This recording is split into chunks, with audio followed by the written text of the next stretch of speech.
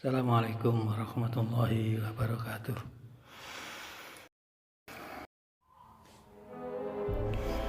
Setelah itu terus membangun sesuai dana yang ada, dan sumber dana itu ya pertama ya tadi sudah saya sampaikan bahwa sebagian masyarakat ada yang menyampaikan setelah panen berupa gabah. Kedua, ada yang menyampaikan dana saat ingin memperingati atau mengirim doa kepada almarhum keluarganya. Di samping itu juga ada kas tiap Sabtu itu setiap malam akad kausaran. Akhir-akhir ini sudah sampai pada itu al-ayamu. Itu dana yang ada begitu, dan ada sebagian kecil simpatisan, tapi alhamdulillah walaupun sedikit demi sedikit akhirnya jadi itu. Lantas bangunan pertama mulai 2002 itu dibangun, terus warga setempat yang membangun. Tadi sudah saya sampaikan, saat itu sudah ada dari warga Talun, tapi warga Talun cuma 2 orang, juga ada dari warga Boyo juga ada Bringkang ini, tapi Bringkang kadang-kadang kurang aktif, juga ada dari Ulaan tadi. Tapi dana-dana yang paling dominan adalah dari desa sendiri, dusun saya sendiri, yang begitu kehidupan yang sangat minim, tapi bisa membuat JM yang sekarang sudah terjadi ini. Setelah beberapa tahun, tahapan demi tahapan, setelah bangun yang pertama adalah kami bangun sesuai tanah. Berhubung tanahnya 10x10, saya bangun 6x6. Dan itu pun tidak ada ketentuan atau bimbingan atau petunjuk saking Bapak Khalifah. Ya terserah kita, pokoknya dibangun 6 sebagai induk 6x6, sisa kiri kanan 2 meter, belakang 2 meter. Saya pres nantinya untuk sayap samping kiri kanan itu, bahkan depan itu kan masih luas. Setelah sampai terbentuk sudah sampai bangunan ya terbangun 6x6 ya kayak pesagi 6x6 itu beberapa tahun. Karena apa? Karena keterbatasan dana tidak ada, jadi begitu bertahun-tahun sampai beberapa tahun. Bahkan kami warga itu ingin menambah luasnya tanah. Alhamdulillah bersyukur menjual tanah depannya itu. Jadi di depannya itu ada 10x12 kalau tidak salah. Jadi 10x12 itu disuruh membeli sama jamaah, akhirnya bisa terbeli. Jadi total keseluruhan selama itu, walaupun bangunan tidak lanjut, berhenti untuk urunan beli tanah itu ya, cuma warga 20 keluarga, tapi urunan tanah untuk membeli tanah di depannya untuk perluas yang jumlahnya insyaallah 220 meter itu. Jadi luas tanah yang JM saat itu sudah dimiliki 22x10. Akhirnya kami untuk melanjutkan pembangunan membuat sayap samping-samping sampai teras depan itu. Teras depannya 3 meter kalau tidak salah itu. Sayapnya itu 1 meter kiri kanan, dan lantai atas pun ada termasuk ada terasnya di depan. Menurut saya nantinya bisa dibuat untuk mengamalkan tabib yang di atas, yang alhamdulillah sudah pernah diamalkan di sana.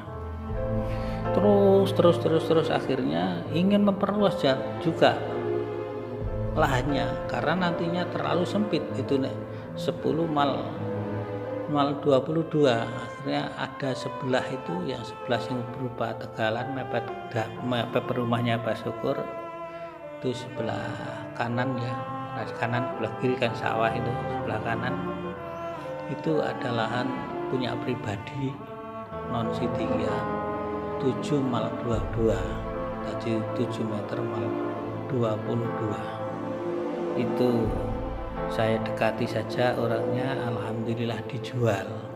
Saat itu dijual, tapi saya tidak bisa membeli, maksudnya tidak membeli cash, tapi bertahap saya angsur, saya cicil sampai 1 tahun. Begitu beratnya nyicil karena ya memang kondisi keuangannya itu, saya mencari keuangan ke sana kemari di wilayah Mengati, tapi responnya sangat masif sekali dan sulit untuk, tapi tidak mengeluh, tidak putus asa. Orang-orang tidak putus asa, terus selama ada uang kita jalan, ada uang kita jalan gitu saja terus gitu.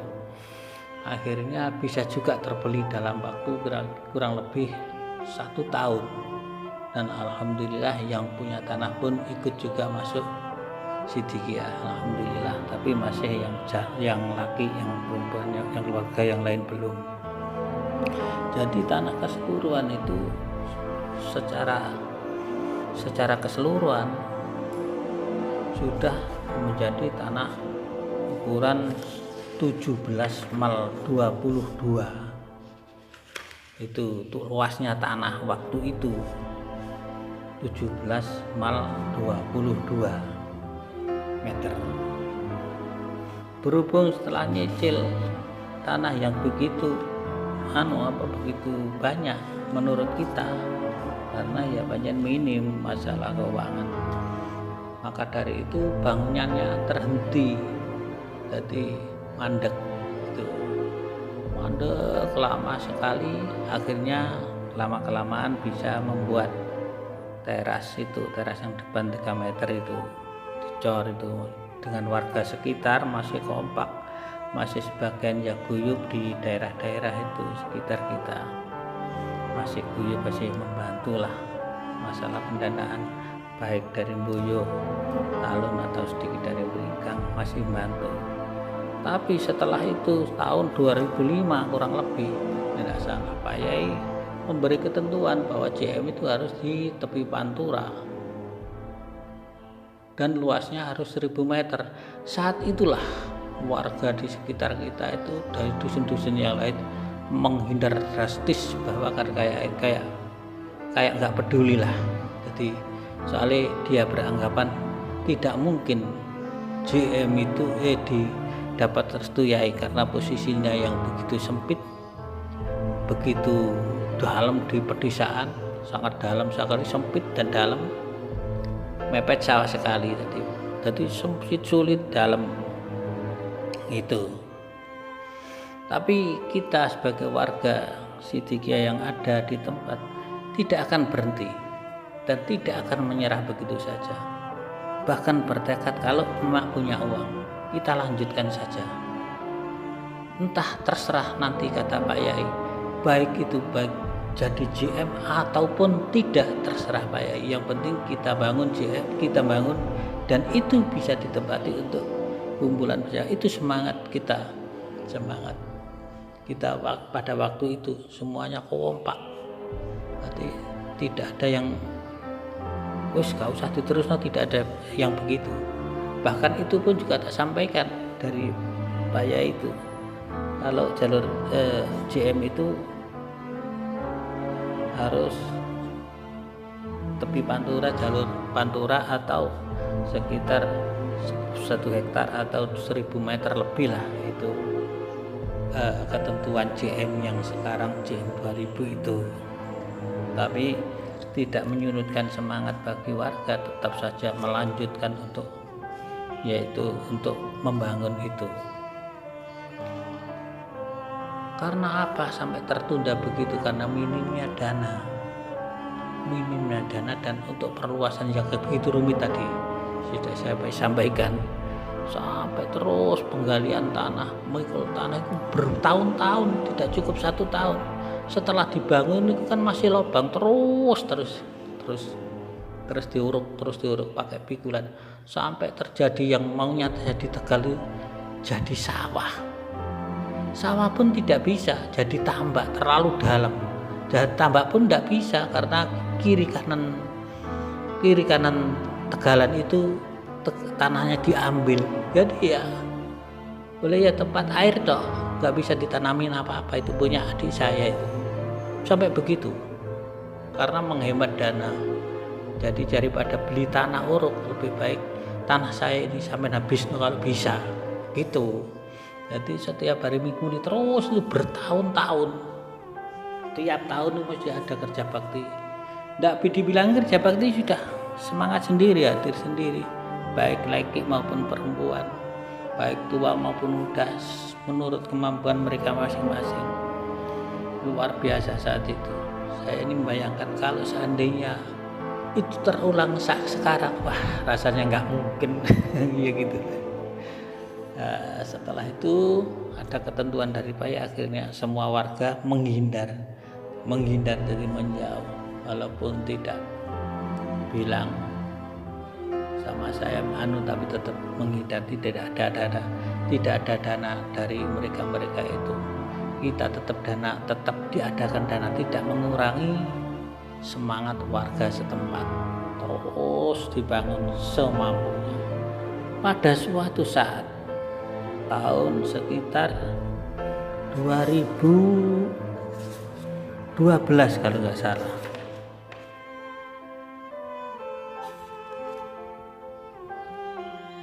iya kira-kira tahun 2012 kalau nggak salah itu.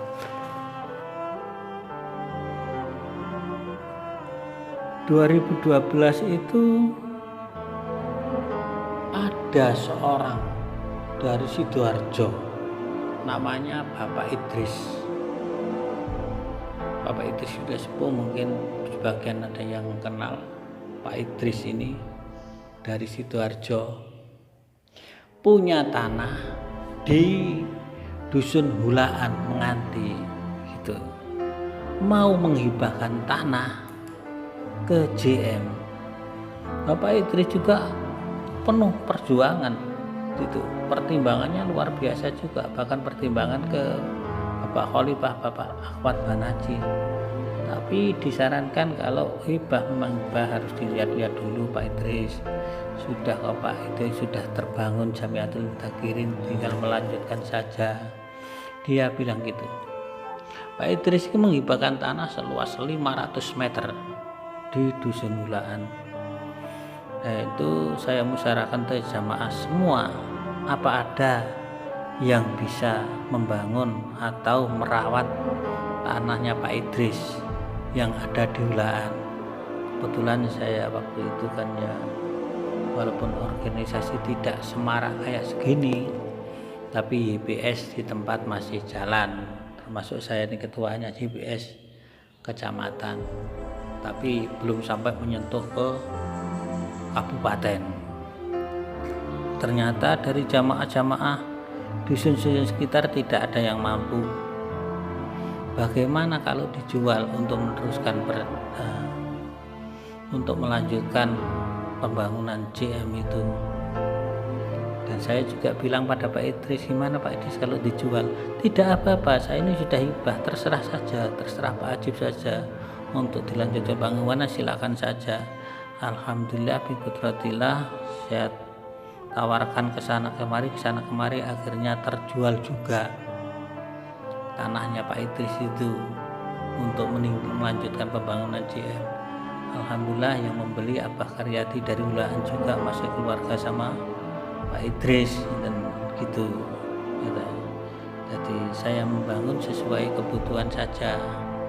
Jadi tiap kadang-kadang 2 minggu sekali saya butuh. Nah di situ pas laku 125 juta gitu. Alhamdulillah bisa melanjutkan, yaitu di saat orang-orang warga Sidikiah menghindar, menjauh dari JM, ternyata ada Allah Ta'ala menurunkan, yaitu daya yang begitu besar saking Pak Idris itu. Ya alhamdulillah bisa melanjutkan pembangunan JM. Akhirnya saya lanjutkan untuk menaik ke atas. Pertama yang saya bangun adalah fasilitas 2 kamar mandi, tapi jadi satu. Saya bangun 2 kamar mandi dan saya bangun pagar keliling pertama itu saya bangun, lantas menaik sampai ke atas lantai 2. Alhamdulillah tenaganya ya dari daerah sendiri. Masalah arsiteknya itu tidak ada arsitek, jadi dari ide saya sampaikan kepada tukang-tukangnya bagaimana kalau begini dan begitu, terus kekuatannya bagaimana, itu pertimbangan saja. Jadi tidak ada pemandu khusus, arsitek khusus yang menangani JM itu, jadi kita saja sama warga setempat. Itu masalah arsiteknya. Lantas sampai naik ke tingkat 2 dan mau membuat kubah sampai kubah. Di situ saya pas ngaji Minhajul Mutakin, sebelum pengajian dimulai, ketepatan saya ini yaitu sambil menunggu pengajian, di dekat saya ini saya bilang saya ini bikin bangun JM tapi tinggal kubahnya. Terus ada Pak Narno dari Surabaya, itu ketepatan waktu itu saya kenalan sama Pak Narno dari Surabaya, yang katanya Pak Narno ini, Pak, yang kalau bicara soal kubah saya ini menangis. Kenapa Pak Narno? Lah yang membuat kubah ini saya kok. Yang membuat kubah Istiana itu Pak Narno dari Surabaya. Oh, berarti Pak Narno ini sudah pernah membuat kubah? Pernah. Bahkan wah luar biasa ini membuat kubah di sini. Tidak cukup dengan tenaga tapi juga dengan riyado juga. Kalau begitu saya minta tolong bisa Pak. Alhamdulillah bisa, soalnya saya masih sementara sudah pensiun katanya begitu, jadi saya fokus. Kalau gitu tolong Pak Narno dibikinkan kubah, nanti biayanya berapa dan nanti gimana desainnya. Akhirnya alhamdulillah Pak Narno datang ke tempat saya untuk melihat mana yang perlu digubah, diameter berapa, diukuri. Akhirnya Pak Narno lah yang membuat kubah itu dari stainless steel dari Surabaya, dan 4 menara kecil-kecil sampingnya itu, pojok-pojokan itu Pak Narno dari Surabaya. Setelah itu berhubung ya dananya itu sudah habis, akhirnya sudah terbangun JM induknya itu sampai menara juga, tapi belum ada gapura. Karena apa? Karena saya ini ragu, sempat ragu juga, apakah Pak Yai berkenan untuk JM Dakirin JM ini. Kalau tidak berkenan ya terserah apa kata Pak Yai. Makanya waktu itu gapuranya belum ada. Nah, untuk satu-satunya jalan saya foto, saya sampaikan kepada Pak siapa ya, YPS itu, Pak siapa ya,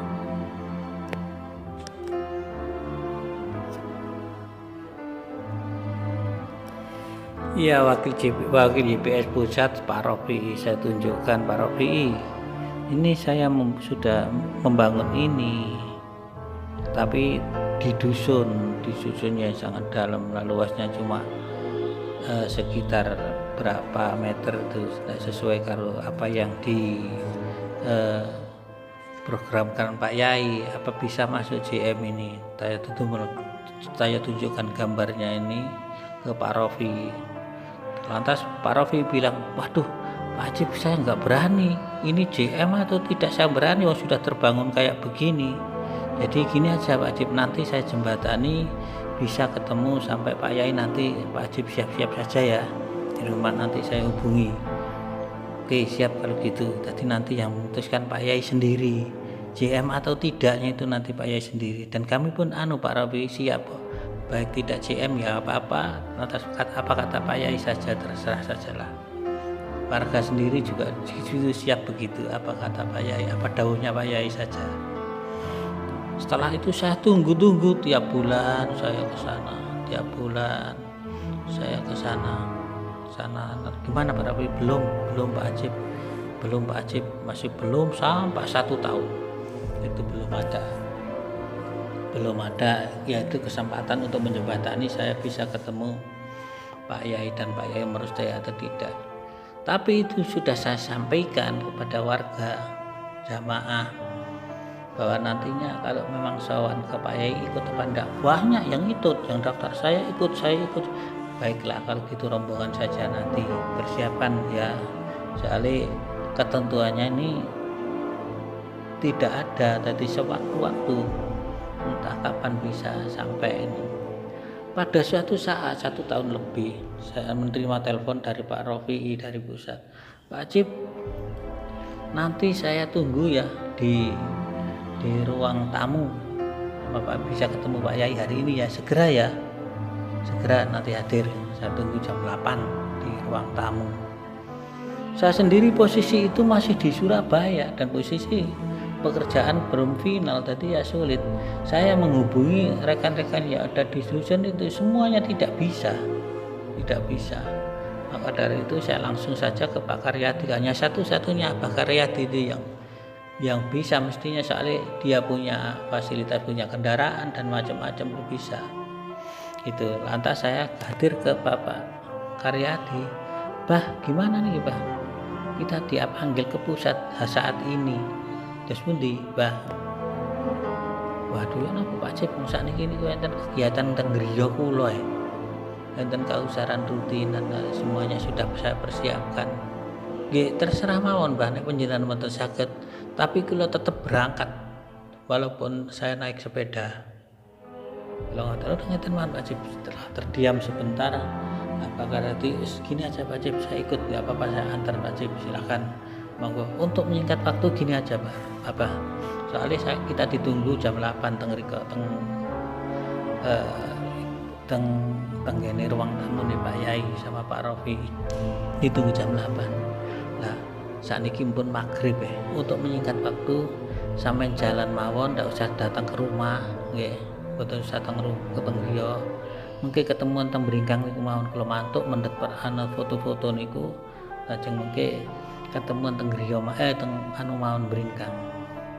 Di saat menunggu saya, Abah niku menghubungi baik sinten Pak Santri Aji, Pak sinten mawon itu tidak ada yang bisa. Bahkan maunya masyarakat warga yang ingin ikut saya hubungi semuanya tidak bisa. Akhirnya saya berangkat sama anak saya sendiri dan Abah Karyadi bertiga saja. Alhamdulillah berangkat di Mojokerto, sampai Mojokerto itu ditelepon, Pak Ajib sudah sampai di mana? Ngapunten Pak, masih di Mojokerto ini macet. Ini sudah saya tunggu di ruang tamu. Oh nggih, ya saya bilang begitu. Terus berjalan, akhirnya datang di sana sampai jam 9 malam. Posisinya sepi, tidak ada orang. Di mana ini ruang tamu saya itu sama Pak Karyadi? Riwari wong telu kluyur nang buri, kluyur nang harep. Saya tanya waktu itu, insya Allah waktu itu pas akan ada call-nya Mbah Suwada, akhir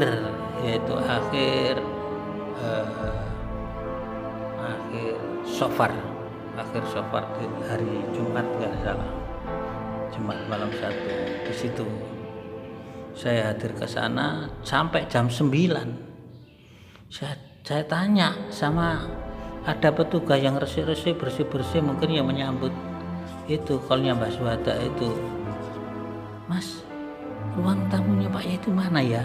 Loh niki mboten enten tamu ya kalau mboten nggih sepi tingali sepi sing biasa untuk pengajian itu loh sing biasa teng ngriku sepi wis kula nggih mboten ngerti lingkungan ngriki mboten ngertos lingkungan ngriki di mana tempat apa ruang tamu nih Pak Yai saya tidak tahu apa Karyati ya nggak tahu akhirnya jalan ke belakang kok sepi jalan ke kantor YPS sepi tutup akhirnya tengok di masjid itu datanglah Pak Solikinnya jual minyak wangi itu Pak Solikin datang lah tak bel Pak Rofi itu tidak bisa nggak nyambung waktu itu tidak bisa akhirnya tengok di masjid itu Pak Solikin datang Pak Solikin ini kenal sama Pak Karyati loh apa bahasa minta ngeriki diaturi Pak Yai tidak ngeriki kali Pak Rofi tapi teng ngeriki mboten enten ruang tamu teng pundi niki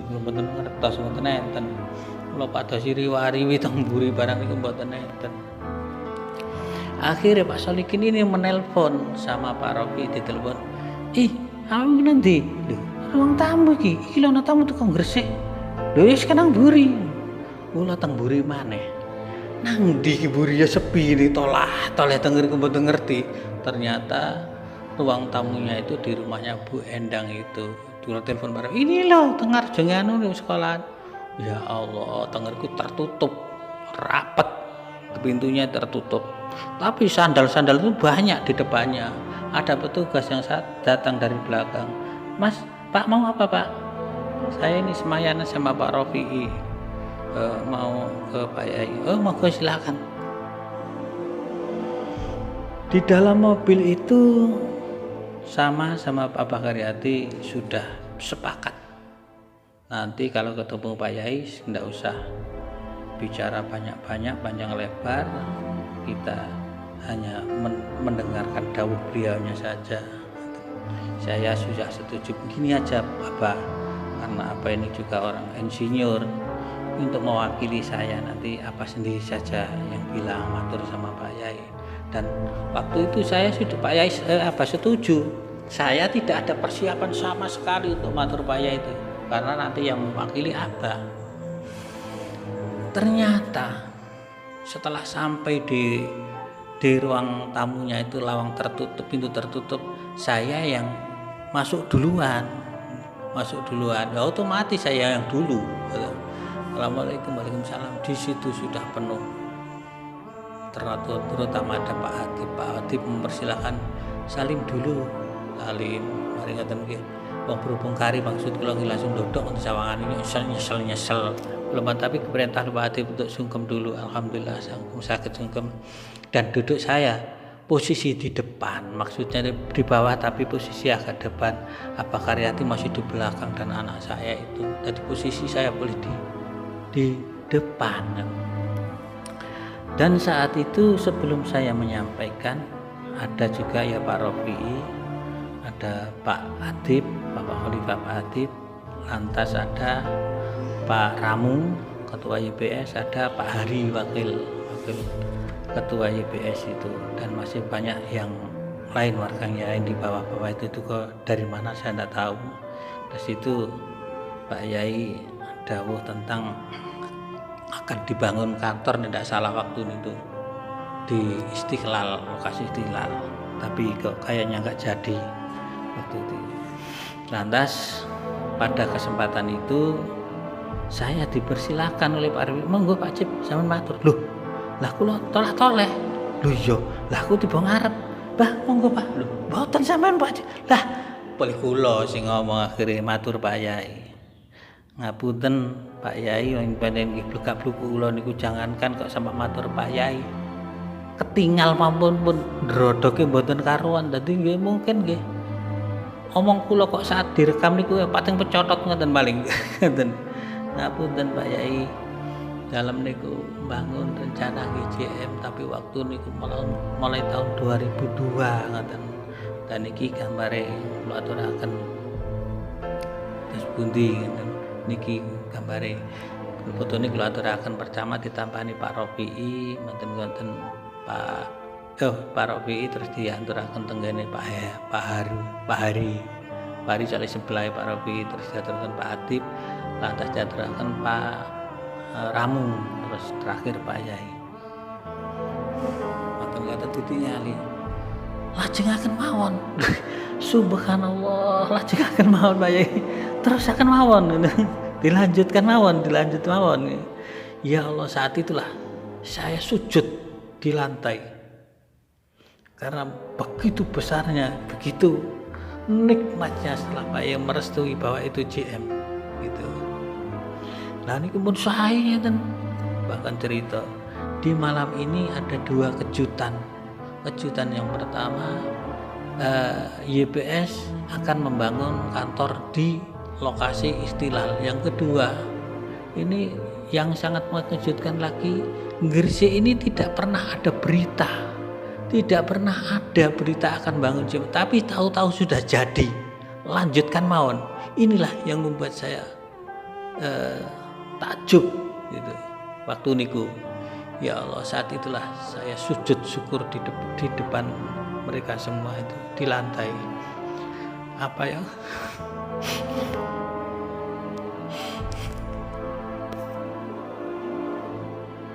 Saat itulah kegembiraan yang luar biasa, sampai saya tidak sanggup menceritakan kayak saat ini.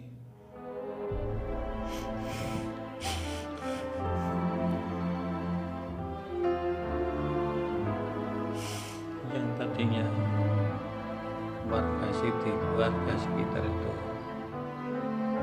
tidak begitu merespon, tapi nyatanya beda jauh. Pak Yai disitulah lantas Pak Yai menerangkan bahwa tahapan-tahapan tentang JM, ada JM yang awal itu, ada JM yang Yarju, ada JM yang lain itu. Jadi bisa termasuk JM menganti ini. Dia Pak Yai bilang begitu. Alhamdulillah pun kan damel kapuro nih mawon. Damel kapuro diperintah untuk damel kapuro. Di saat itulah saya sampaikan ke warga, ke masyarakat, bahkan sampai ke Gresik, ke DPD Gresik.